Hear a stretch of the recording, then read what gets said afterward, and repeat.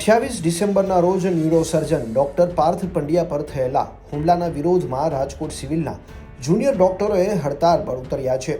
તેમની માંગણીઓની વાત કરીએ તો આરોપી જયદીપ ચાવડાની તાત્કાલિક ધરપકડ અને જાહેરમાં માફી માંગે અને હોસ્પિટલની હાલની નબળી સિક્યુરિટી એજન્સીનો કોન્ટ્રાક્ટ રદ કરવામાં આવે। જો 24 કલાકમાં આ માંગણીઓ નહીં સંતોષાય તો ડોક્ટરો ઇમરજન્સી સેવાઓ પણ બંધ કરી દેશે। જુઓ રાજકોટથી મિલન ત્રિવેદીનો રિપોર્ટ। ડોક્ટર ઉપર જ્યારે હોય ત્યારે અવારનવાર આ રીતે ગેરવર્તન જે થાય છે એના અગેન્સ્ટ કોઈ ક્યારેય પણ એક્શન લેવાતી નથી। સ્ટ્રાઇક થાય છે પણ કોઈ એનું કઈ પરિણામ આવતું નથી। તો અમારી માંગ છે કે આજે ગેરવર્તન કરે છે એને गिरफ्तार કરે, એને માફી મંગાવે પૂરા પબ્લિક સામે અને એને જે પણ આ બધી યોજના મળે છે સરકારની એ રદ કરવામાં આવે।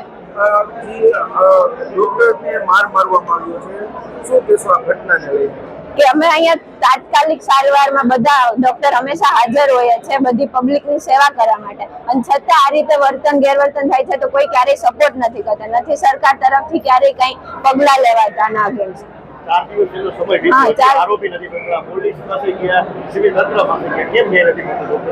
ઈ જ કહે છે કે કેમ આટલું ડિલે થાય છે, જ્યારે આવી રીતે ડોક્ટર હંમેશા દર્દીની સારવાર માટે હંમેશા હાજર હોય છે છતાં ક્યારેય એક્શન લેવામાં કેમ તાત્કાલિક નથી। જ્યારે સારવાર જોતી હોય ત્યારે તરત એમ કહે છે કે તાત્કાલિક સારવાર આપો, ઇમરજન્સી કોને કહેવાય, સારવાર આપો, અને જ્યારે આ રીતનું ડોક્ટર હારે ગેરવર્તન થાય છે તો કેમ ડિલે થાય છે।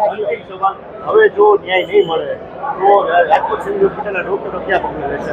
અમારે આ સ્ટ્રાઇક ચાલુ જ રહેશે। અમારી જ્યાં સુધી ડિમાન્ડ પૂરી નહીં થાય ત્યાં સુધી રેસિડન્ટ ડોક્ટર સ્ટ્રાઇક પર જ રહેશે।